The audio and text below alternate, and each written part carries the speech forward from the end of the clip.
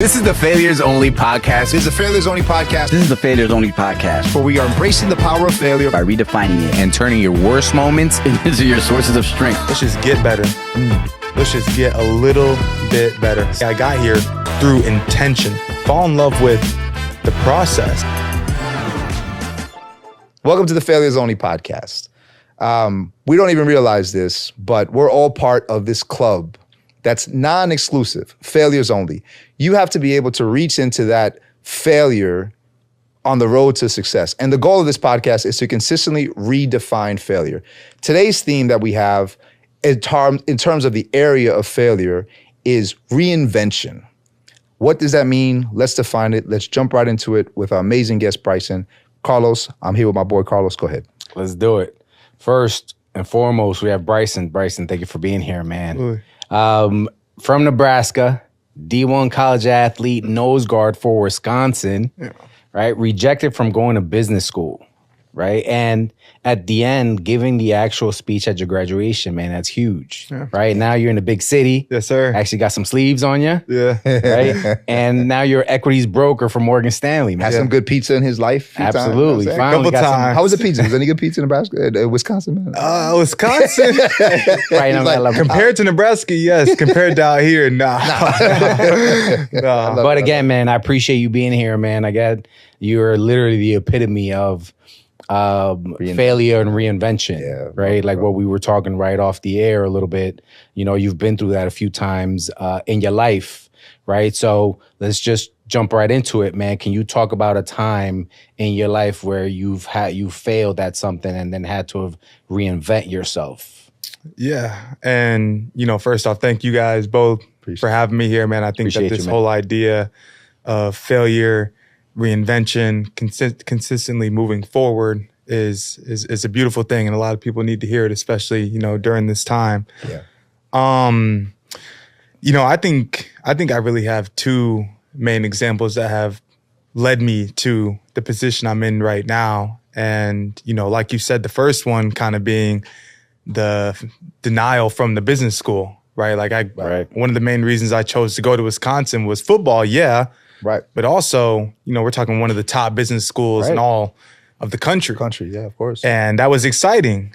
And, when I actually get there and you're playing college football and you're hanging out with friends and you're new to school, you're new to this college thing and everything like that, school slowly starts to fall by the wayside.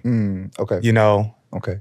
And so, how old are you during this time? So I graduated high school early, actually. I graduated high school a semester early. So I was going into college at like 18 or something like that. There was 5 of us who graduated early, and we were all living together. I had a friend from Brooklyn, 2 from Michigan, one from Georgia, and we were all like, man, we're going to the league. We made it. right. We are not going to class, we're going to NFL. NFL. And so it started off okay, but then, school just started to decline. I'm talking, getting bad grades in all my classes, including like a rocks class. I got a C in like a 1-credit rocks class. And that was when I was like, all right, we're going to the league, whatever. Right. And so when I heard back that I was getting denied from the business school, it didn't really bother me. Of course. Because I'm like, all right, it's school. Like, F study. this. You know what I'm saying? Right? F this. Yeah. No NIL then. No, right, exactly. Right. I got this. Yeah. And I'm cool. Yeah. And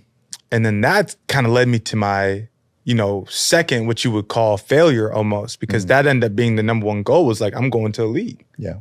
I started my freshman year. Yeah. So I'm like, all right, we're good. And going into my sophomore year, starting that whole thing.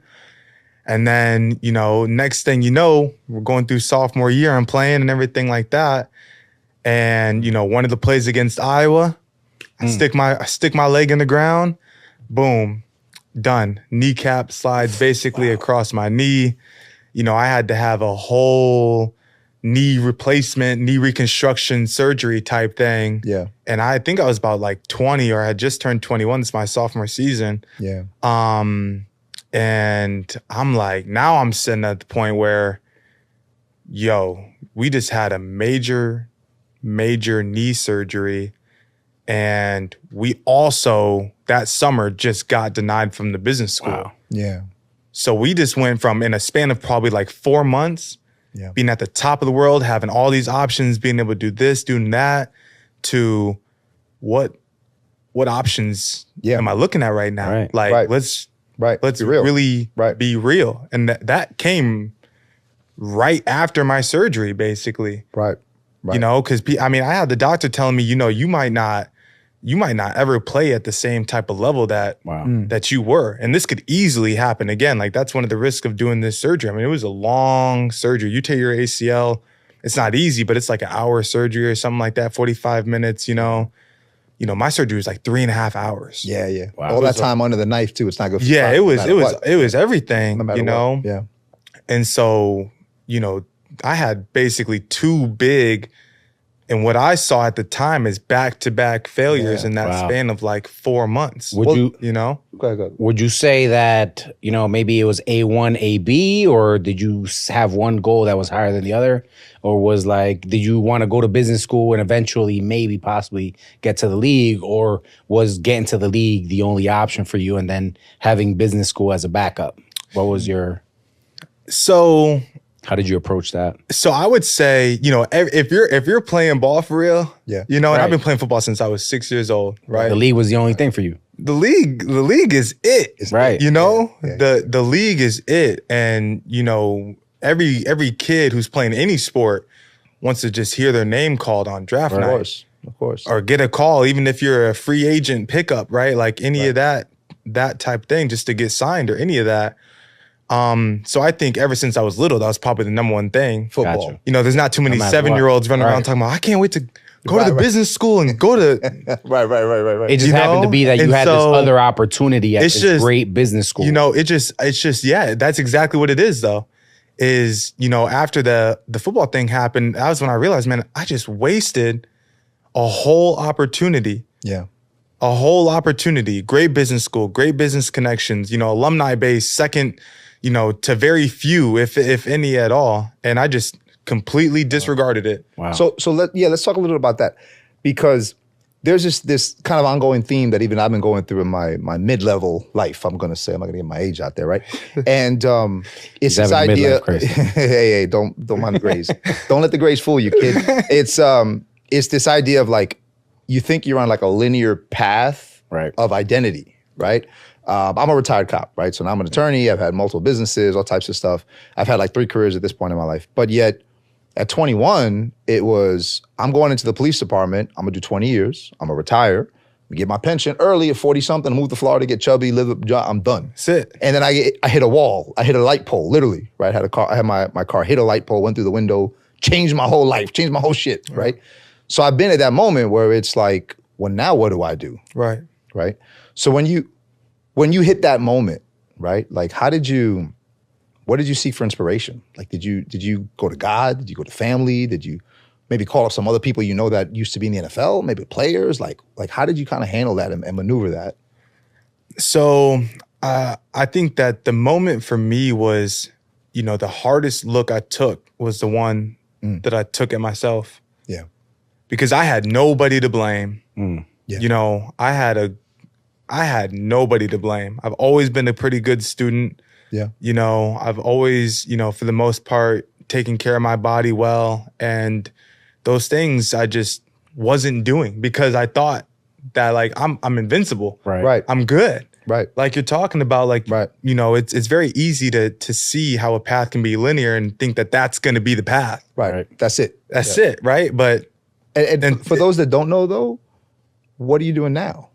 Right? Because now you look great, bro. Yeah. But you're not playing ball, right? Yeah. What are you doing now that you got to that point, so this will go, and this kind of goes back to that look I had at myself, Yeah. right? Yeah. Is, after those 2 big goals got, for basically my mistakes kind of shut down for a second, I'm like, all right, well, let's do this. Let's just get better. Let's just get a little bit better. Starts with you. It starts with me. Yeah. And let's just get a little bit better every day. Let's be a better student. Yeah. Let's get our knee better so we can be a better athlete. Yeah. And let's be a better person. Right. Because like I said, like when you think that you're just league bound and this and that, like people kind of fall off to the side a little bit. Like, Yeah. you start walking around with the attitude like, I'm about to do this. Like, what are you about to do? Right. Yeah. Are you about to do that? Like, Yeah. so those were the things, was just being a little bit better, being a better friend, being a better son, right? All of that went into it. And the reason I bring that up is because that's exactly where I'm at now. Gotcha. Like, I never had the goal of, I'm going to go, you know what? I had the goal of getting into the business school and doing whatever I need to do when I reapplied. And thankfully that happened. Yeah. But I never had the goal of being a business school graduation speaker. Yeah. Yeah. That's one of the highest honors I could ever expect, even before I ever went to college. Somebody told me, you're going to speak at business school graduation. I look at them like, what?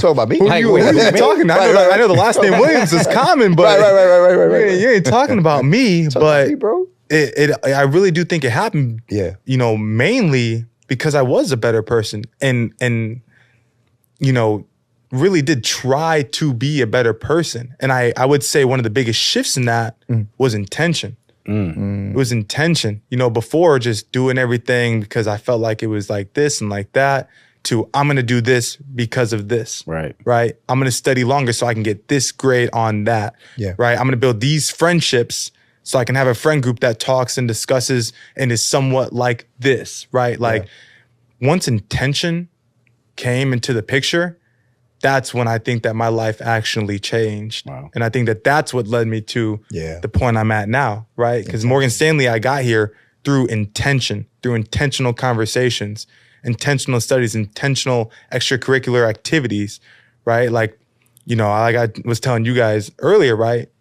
Marathon, that was 6 months. Well, let's get into that. Yeah. Right? What led you to that? What is it? You ran the New York City Marathon. Yeah. Right? So you had knee surgery already. Yeah. Right? What age were you? What weight were you? Right? Because that weighs a lot on that too. Yeah. And then what led you to doing that, running the marathon? So, when I got to the city, I was 325 pounds. That's a Volkswagen Beetle. Right? Damn. Just big. Damn. Just. So for the audience out there, I wasn't too sure. I'm gonna be a little bit vain here. I wasn't too sure I wanted to sit next to him because I was like, I don't know how big this dude is, man. I don't want to look tiny on camera. So, man, I was just big and eating big and lifting big and. Right. It's funny. Somebody, one of my best kind of mentors at work who played offense line at Colgate. I come into work. I got this. I'm at Morgan Stanley. They got like the cafeteria, so you just pay by weight. And I don't know. I have no like by weight. I have no anchor to like how much stuff should weigh and how much food I should get. Right. It is literally buffet style. Damn. And so I come to the desk, man. I come to the desk. Bang.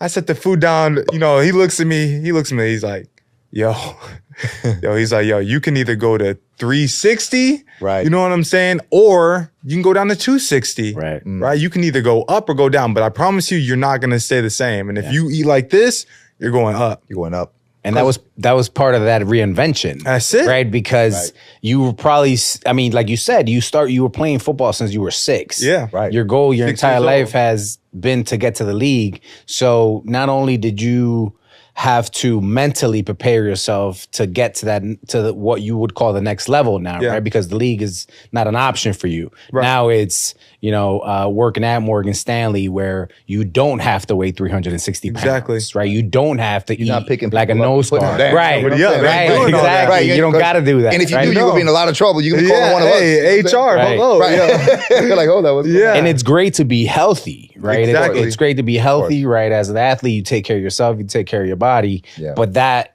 mental shift had to happen as well. Yeah, no, 100%. But something I learned though, right, from playing ball was, I loved playing football. It was my life, right?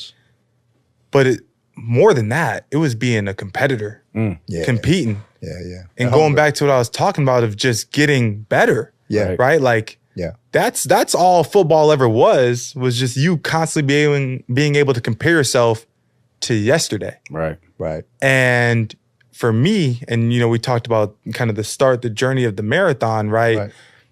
I made the decision that I didn't want to be 325 pounds anymore, right? So what'd that look like? It was, look, I couldn't run a mile when I first started running around, right? I would get on the treadmill, I started off doing like a quarter mile before my lift, a quarter mile here. Then it went to a half mile, right? And then, a couple weeks later, a month later, I was doing like a full mile. Right. I'm like, okay, I feel good. I would maybe even throw in a full mile in between my, in between my lift, just so I can keep my heart rate up, everything like that. Cause my only goal when I was working out was I just want to sweat. If I'm sweating, I know I'm putting good intensity into it. I know I'm putting good energy into it. I know the weight's going to be coming off. If I just how could it not? Right. If I eat a little bit better and I work out more, to me, it's a simple equation.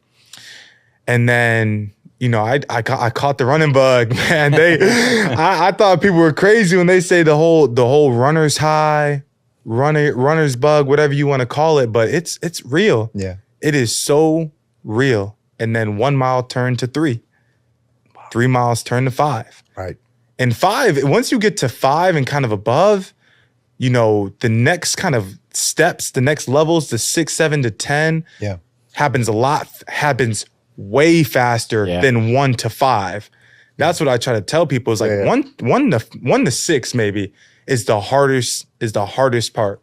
Wow. But 6 to 10, it's mental. Oh, you get to 10. Well, let's talk about that, right? Like what was some of the challenges to get you to that point in the marathon that you went through, right? Because you're coming back from all these injuries, mentally and physically, right?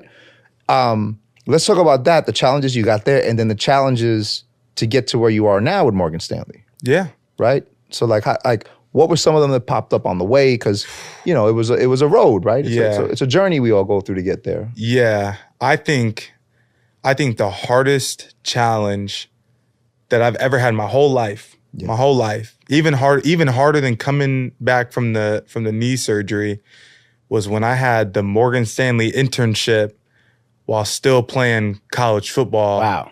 About to go into my senior year. That was crazy. That's where I was, at times really on the wall of I might fumble both these things. Wow. I got my coach basically telling me to quit my internship because it's not interfering with the time, because obviously they wouldn't play with that. Right. I'll be where I need to be, but they can tell that my energy is on low. Right. And I'm also thinking, because when I first started doing the internship at Morgan Stanley, I was, you take a kid from Nebraska who's never had a family member ever work in finance, ever live in New York. Yeah. Right. I'm in the intern class. I'm the only non-Michigan Big Ten kid there. The rest of them are Harvard, Yale. We probably had 6, 7 kids from MIT. I'm getting blown out in these projects. Man, I spent all night. I remember I spent like a whole week staying up till whenever working on this project just to get told it was inadequate. I'm like, man. Bryson looking at these kids like, I will live. Right. I'm like, man, I'm about to. And I'm on Zoom too. I'm on Zoom, so I'm just looking at them. Touch you right I'm like, now. I have no intimidation factor. And the reason it was so hard was because you had to put 100, you had to try your best to put 100% into both. Of course. Because Morgan Stanley's not taking less. Of course. Right. Because they can go get whoever. You want to come to Morgan Stanley? Yeah, okay. All right, right. And then the football team's not taking less. Right. Right?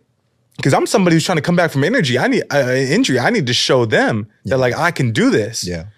And so, no joke, that was a 10-week program, the internship. I was probably getting 3.5, maybe 4 hours of sleep on average at night. Yeah. And that's grind, if you're doing just the kind of like a mind job, that one, that's not good for you and it's not healthy. But two, I'm keeping myself intellectually stimulated the whole day.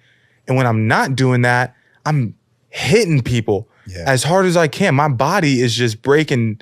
It is really breaking down. Of course. Like towards the end there, it was a really, really tough stretch. And, God bless my mom and God bless my brother and my sister and my dad, because that was my support system, man. Like at this point, just showing up to you with a plate of food, it's like, right. Thank God. Right. Anything. For real. Like, thank you. My roommate, he wasn't a football player. My roommate wasn't a football player, but he was doing the internship, right? He would keep me up on things while I'm at football because I'm missing, and finance. If you work in finance, or you work in like any type of trading role, you know that the most important time is basically the beginning of the day, which can be anywhere from like 8 to 8:30 until basically 10, 10:30. And then the last half of the day. Right. I was gone for both of those because of football, my football scheduling. So you already got chips stacked against you, Yeah. right? And not just in one world, but both worlds. Yeah. Because you're at the point your knees messed up, right? So it's against you in that. You're trying to figure that out. Then you get to Morgan Stanley. You're looking around, like you said. You get some MIT, from Harvard, from all this stuff. Carlos says this thing that when we went to law school together, the first day he walked in. So for those that don't know, right, like Latino lawyers is less than 6% of Latino lawyers in the United States. So Carlos walked in and Carlos was like, I feel like I had a learning disorder the minute I got into law school, right? I walked in and I got scared because I've never been around so many white people in my life, bro. You know what I'm sitting there and I'm like, where am I at, right? And so I think, and I say that because I think it's the culture shock. Yeah.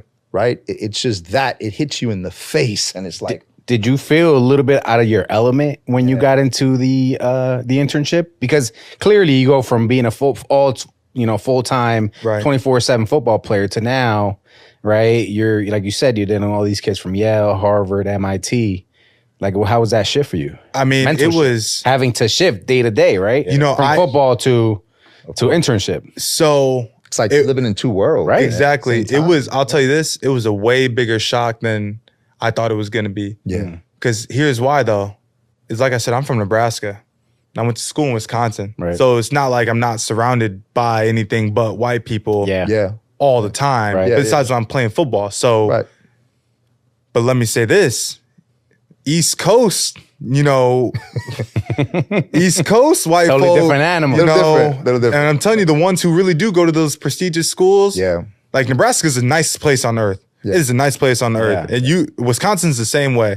Yeah. People you don't even know, you could look at somebody weird, they'll do nothing but smile back at you. yeah, Tell right, you to right. have We a, talk tell about you have a good day. Not here, man. They'll cut you. Nah, Out here, They'll cut your throat. out literally. here, you could smile and you already know they went to Princeton or Yeah. something like that. Yeah, I'm yeah, just yeah. like, dang, like, Yeah, right. like what's going on? So I think the biggest shift for me is I had never, been part of a group of just people who, one, think that they are kind of like that, Yeah. Yeah. But two, are also kind of like that. Right. You know what I'm saying? Yeah, absolutely. Like, I do. Some Like, of what them, do you say to an MIT kid? You know what I'm yeah, saying? Like, I got to give them yeah, credit. give you credit. Right. Give you Like props. the same right. way I would get props for playing football. Like I got to course. give you credit no Of matter what course. your background is. Yeah. If you're a, Right. so, Of that's course. another thing If too. you is I beat me thought- on this rep, you beat me on this rep. I'm saying, I thought in that internship, I'm working in finance, that it'd be all finance kids or econ. We're listing off majors. I said, I'm Bryson Williams. I go to Wisconsin-Madison. I'm studying finance risk management. Hey, it's blah, blah, blah. I'm at Harvard studying computer science and electrical engineering. I said, what? Is this a NASA internship? What are you doing here? Like I just came back from space. man, Thanks. I'm Yeah, telling I you. just worked with Elon last week. I had never heard of nothing like that. I had never met one person from an Ivy League school until I get on this Zoom and everybody's going around listening to the things that they study. And I'm the president of this and that. And I'm like, what is am I- going on? what Like, am I this is doing like here? Harry Potter, type of school. And it's good for them, right? 'Cause You know? we're not here trying to knock it. No, God it's not. We're bless, talking about right. the shell shock. yeah, It's for a shell me, it was shock. a real It's shock. a shock. It's like, Yeah, absolutely. Nobody from Nebraska goes to any Ivy League schools. man. Right. Nobody from Nebraska comes out here. That's another thing too. Nobody. Yeah. And so that was probably the biggest moment. I'm just like, wow. Did you ever have any doubt because of that feeling?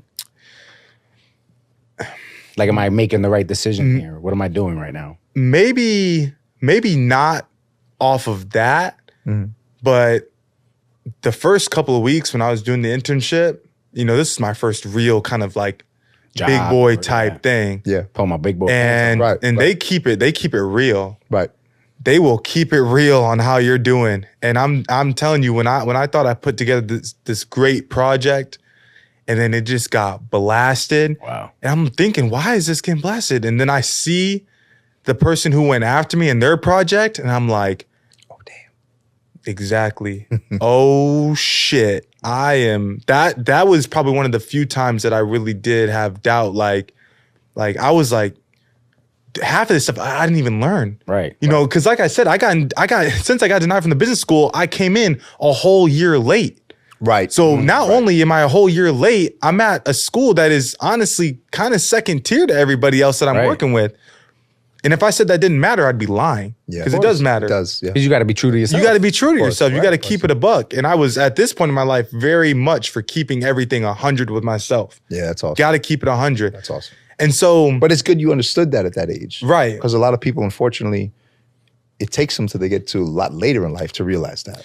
Yeah. Live in this image that it's like, oh no, I'm chilling, I'm good, everything's good. Right. But you're not keeping it 100 with yourself. Yeah. Got to. Otherwise And it's so far. and maybe that's the intention that you were referring to Yeah. earlier, where you went from feeling invincible to now having to, go completely into the other spectrum, right? And be intentional about everything that you do. Right. Yeah. Right. Right. So Right. what helped you overcome those moments of doubts? How did you get past that? It was my mom, man. Word. It was my mom. Shout out Shout to out to Bryson. my mom. What up? Shout out to my mom, Shout out. please. Shout out to I my mean, Dukes. I gave her probably the last 2 minutes of my business school graduation speech because I she love deserves that. it. I She love des- that. she deserves Shout out to she mom. deserves everything that will be coming her way in the future, and anything that I could do is she deserves it all. But she's always been one. Man, I could be playing football. We could be down 100-0. Mm-hmm. I promise you, if you're gonna hear one person in the stands, It's gonna be it's her. gonna be my mom. Yeah. It's But cheering you on or telling you, get your ass up. cheer me on. Get your The ass whole up. the whole thing, like Everything. everything. And How does moms keep it at the end of the game though? Does she do that too? Like, yo, you could have done this better. nah. She doesn't do that just because, myself, my brother, my sister, we've always been our hardest, critics. Critics. Okay. And man, she just loves, being there. Yeah. I mean, I said this in the speech Presence, too. right? Presence. She was there. Yeah. She was always there. Never missed a practice. Never missed a game. Even when I went to Wisconsin, right? I went to Wisconsin. It's basically an 8-9 hour drive, right? It's not like, growing up, we didn't have money like that. Right. Not like that. But you wouldn't even know. Right. Right. You wouldn't even know. So let me ask you this then. On that kind of point there, right? Has your Bryson going into the NFL in your mind, right? At that point, right? And then Bryson after all of this to the point that you're at now, has your definition of success changed in that time frame? What do you define as success? And has that changed since the beginning? Yeah. Success is one of those things that I think I'm trying to figure out every single day almost. My vision and my interpretation of success has absolutely changed. Yeah. Absolutely changed. And a lot of it, there's plenty of components that are the same. Right. But I think that, whereas my old kind of version of success was just money, Right. there's no real emotions with it, Right. but just how can you get a bag, Yep. right? How can that I get, Lambo, how can I get get that the house. biggest bag? How can I Yo, get the what yacht biggest you want? bag? What color yacht you want, bro? Right? Anything, What color yacht you right? want? Man? Yeah. The biggest bag, just because you see everything. Like I said, once your head is league bound, you're just like, I want a bag. I don't even want Right. to play football to play football. I just want money. Right. And now that I actually know plenty of dudes in the NFL, it's not even about that. Once you get that bag, it's like you're gonna be chasing the bag no matter what. Yeah. No Like, matter what you do. think these people out here, it doesn't matter what you do. You could be in the NFL, you could be a janitor. You don't think everybody's trying to chase the bag like that? That can't be it. Of course. At the end of the day, that can't be it because it'll never be enough. No. And It's like you get to 1 million, and then what do you want? what do you want? I want Right. 2 You million. want 2 now. million. You want 10, you want 2 million. You I want want 10 enough. million. I want It's 10. never When I get to It's not even. 150, It's at the end of the day. It's I want more than that person. Right. It's not even a Yeah. number. You can't even put a Yeah. number on it, right? Yeah. They say money's the root of all Right. evil. No, it's not. It's greed. yeah, That- yeah, right. It's a big right, difference too. It- And I think that's what people get confused at, right? They think money, they think greed, but it's really what you can do with that money, whether you buy time, Right. right? Where like an entrepreneur buys himself time to spend with his family, with his kids, Right. right? Or just someone Buy else a brick looking of for Coke, a bag, bro. man. You know what I'm saying? Right? Would you figure out what you want to do with Yeah, it? they wanna buy- they wanna buy You want to buy a Max brick, Only right? jacket. You want to buy a brick or invest in a house? Like what, Right. or invest in bricks, whatever. Right. But I think that success for me now really just goes back to what my core fundamentals of of who I am is. And that's just be better than yesterday. Love it. I tell myself this. I tell myself this before I go to sleep, and I tell myself when I wake up. This is what I say when I wake up is, if we can get just a little bit better today and win the day, then that's a success. If we can just get a little bit better today, and then I'm true and honest with myself at the end of the night, did we get a little bit better today in the 3 areas we wanted to? If yes, successful day. Wow. If no, why That's not? amazing. That's great, man. Now that you've been able to reflect on your journey and redefine success for yourself, right? What would you say is probably some of the biggest lessons that you've learned about yourself? Yeah. On the way there, right? Right? Because I mean, listen, man, it's not the end. It's not what you do at the end, right? It's the entire process. Yeah. Right? What are some things that you've learned about reflective yourself? journey, right? Like that look yeah. back. And that's something that I'm going to kind of jump in really quick, because I think that, like, as men of color, I don't know how many times we really do that. Yeah. Right? It's always kind of like our parents is always like, just keep going forward, bro. Just keep going forward. Don't look back. Just keep going forward. And, you know, my pops always used to tell me that. I used to bring up stuff from his past and be like, oh, I don't give a shit. Yeah. I'm going forward. Right. We're not reflecting. Yeah. We're not reflecting. And that's good. But at the same time, well, maybe sometimes you need to do some reflection to figure out, what could I have done better, different? Right. How do I get better, right? Every day. Well, what did I do yesterday that I got better at? Yeah. You know what I'm saying? Yeah. Well, you know, I think out of all the good kind of habits I've developed over the last, year, 2 years now, what I would say is my number one habit is journaling. I really, really mean that. And I used to be so sporadic with it, like once here, then not again for like 2 months, and then once here, and then not again for a couple of weeks. Now it's every single day. And I think it is the most important thing I do.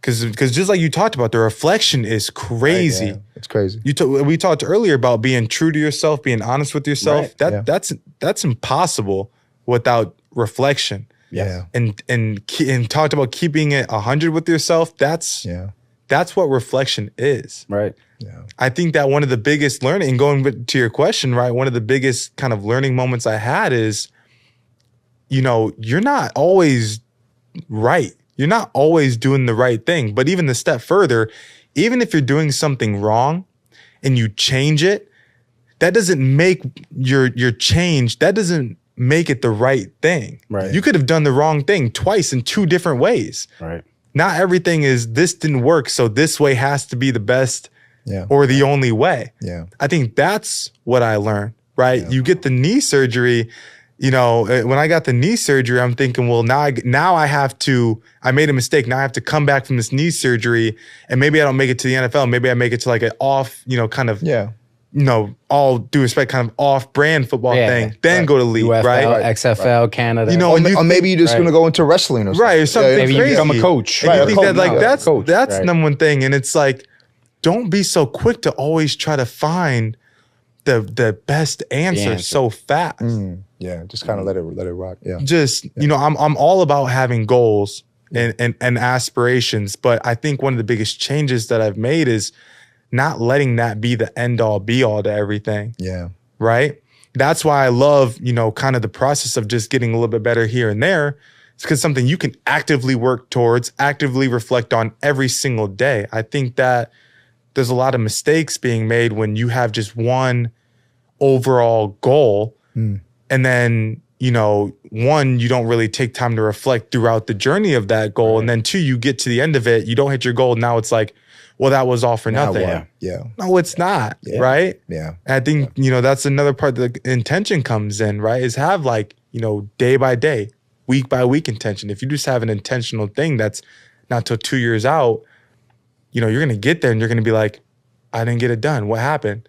Yeah. And that's a lot of wasted time. Yeah. You're ahead of your time, man, because it takes people a lot longer in life to realize that. Absolutely, man. Right? You know what I'm saying? 100%. I mean, it really does. 100%. It takes a lot longer. There are, including two guys right here. Right. It takes a lot longer. There are people that are maybe a little older than us or maybe twice our age that are just starting to figure that out now, man. Right. You know, so the fact that you're doing it at your age now, I think speaks highly of the person that you've become. And the people that raised you. And that you've reinvented yourself to be. Appreciate right? After all having to go through all these things, man. Because again, like what we keep saying, failure is a non-exclusive club, right? So the fact that you were able to look at yourself in a mirror, right? Because it's easy to blame the external, right? It's easy to blame, you know, the ground that, you know, that busted your knee wide open, or maybe something that happened that it didn't let you get into school. Oh, I just wasn't given the chance, right? It's easy to do that, right? But the fact that you were able to look at that person, look at that mirror, and say, no, it's really because of you, man. You just weren't putting in the time, but. Like Michael Jackson, right? The man in the mirror all the time. Right. Yeah. Right. I was kind of joking, but actually that's real. Right. Think about it. Good song. I'm gonna hit that on the way home. Okay. But that's an amazing story, man. It really is. And one of the main reasons why, you know, Pablo and I started talking about this and started the podcast, because I think that, you know, stories just like yours need to be discussed and appreciated. Yeah. Right. Well, really. A lot of times too, from this angle and this perspective, you hear the stories from the people that are the millionaires, that are the billionaires. But I would argue that most people in the world, right, are not that. Right. So we want to be able to hear from everyday people that are doing amazing things, right? Because you're doing some amazing shit, bro, right? Like completely successful. Absolutely. Right? In my eyes, in you your are own right, successful. right? Again, right. And what we always talk about. But there may be some people that go, oh, he ain't making the NFL, whatever. Right. Yeah. But he's a failure. He's a failure, right? But right. That's what I'm saying. And so I think that having that narrative of that, like, anybody can get through this stuff if you really intentionally, like you mentioned, put it in your mind that you can do it and actually put the work in, you can get through it. Yeah. No, 100%. I mean, people have their own kind of definitions of failures. I mean, there's people who could be a first round draft pick, make it to the league. You know, things don't go their way after a couple years. They're a failure. You're what? What? Yeah. Right. What are you crazy? What's his name? Johnny Manziel. Look at Johnny Manziel. Johnny Manziel was ridiculous. Any of like the considered a failure now. Heisman Trophy. Any of these busts, you just Tim like Tebow.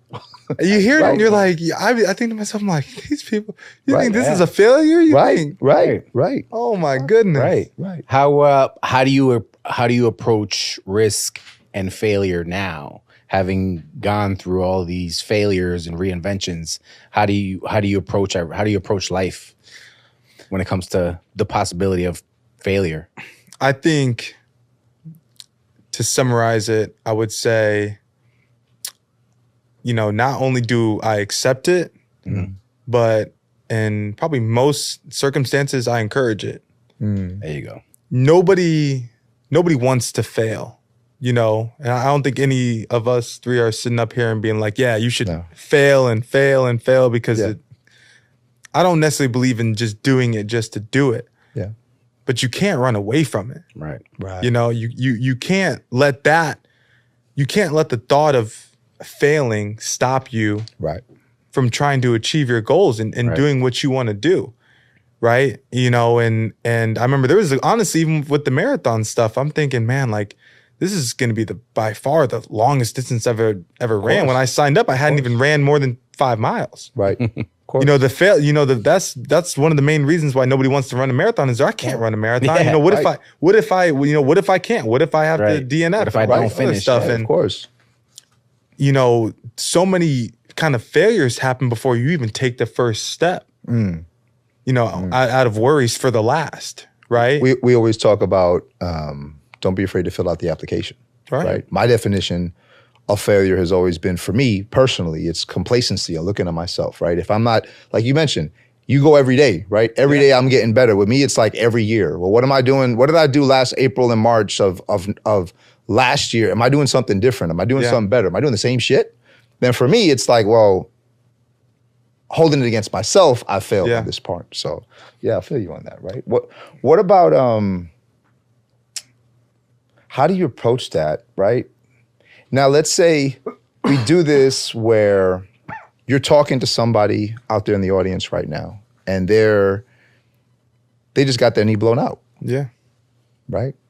Been playing football since they were 6. Been playing football since they're 6. Looking at the TV and being like, yo, that's gonna be me, right? And then getting into college and being like, man, fuck these grades. I'm getting my back no matter what. I'm getting my back no matter what.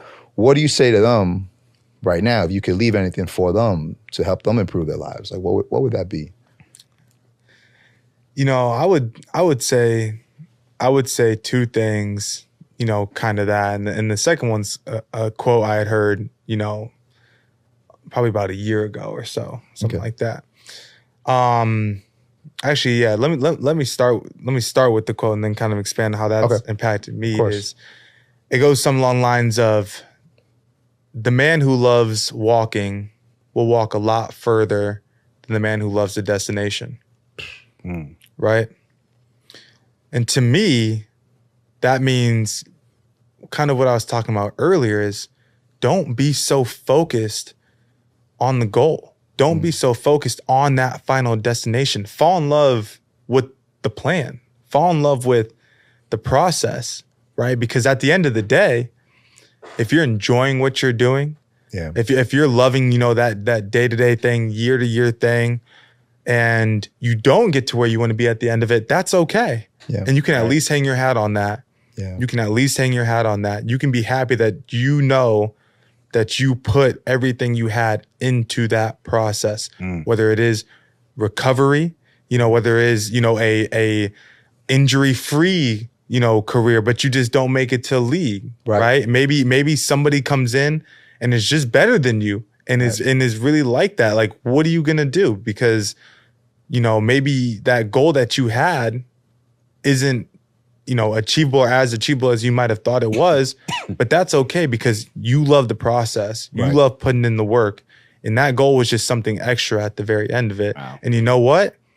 There might be a goal that you had no idea you even were aspiring to. Yeah. That comes right into your lap just because you love the process. Good things happen to those type of people, in my opinion. So no matter what, trust the process. Trust the process. Don't focus on the end goal. Trust the process. Well, it's the grind, right? Yeah. It's just like, you got to love the grind because let's be real, 90 to 95% of it is the grind. Yeah, that's it. Right? It teaches you everything you need to know about yourself. Of course. Because how many of those speeches, how many times are you going to go and give the graduation speech? Only once in your life, bro. But how many times are you going to put the grind in to actually get to that point for the next goal, for the next goal, for the next goal? We always talk about that. Like, failure is just, we had a talk earlier where it's like your reaction to failure, right? Like, physically and mentally, but I'm talking about even physically, where when you fail the test, when you lose the job, when you don't get it, right? Your body reacts in a certain way, right? You feel like kind of that emptiness in your stomach, like you're gonna puke, you're gonna throw up, you may even faint, we don't know, right? If you could train yourself to get through that, take a breath, think a minute, okay, what's my next move? How do I get through this, right? I feel that that's like a nugget that you can apply to any part of your life, right? Like, because we're all humans. So at the same time, we all deal with these emotions. We all deal with our body. Like, how do we kind of get through these issues? So love it. I mean, it doesn't matter how many times you fail and get knocked down. If you can get up just one more time than that, that's it, man. Just one more. Yeah. Get up just one more time, then you fall down. You'll be all right. It's one quote that I like to use, piggyback off of that. Les Brown said, you know, if you fall, make sure you fall on your back. Because if you can look up, then you can get up. I like that. Right? Love it. Awesome. Appreciate you out here. Thanks, man. Appreciate you 100%. You dropped awesome conversation. Man, love it. It's been great, man. Like I said, I love the conversation. I love, you know, the topic. I think it's one of the most important things that anybody from any age, you know, can relate to and can truly utilize. So thank you guys. You know, for having me. Appreciate it. Great. Thanks, man. Failures Only jacket's coming soon. If you take a look at Carlos's, there's no logo because we messed it up. It's a failure jacket, but it is what it is, bro. Cross-dressed by mistake. Coming soon. Carlos, what is it that you always say? Fuck it, man. If it fails, it fails. It fails. If it fails, it fails, man. I appreciate everybody that's listening. Remember, man, if we were able to help one person who listened to this podcast, then we've essentially succeeded in our own right. That's right. Right. And, you know, I like to quote Conan O'Brien that said that, you know, failure is a catalyst for reinvention. And I think you're literally an epitome of that. Bryson. So I thank you again, man, for being out here with us. Can we talk about Conan O'Brien's hair for a minute, though? All right, I mean, my it's bad. still crazy. We'll talk about it. We'll leave for the next That's another podcast. conversation. Yeah. Appreciate you. Thank you. Appreciate you guys. Remember, man, if it fails, it fails. If it fails, it fails. All right.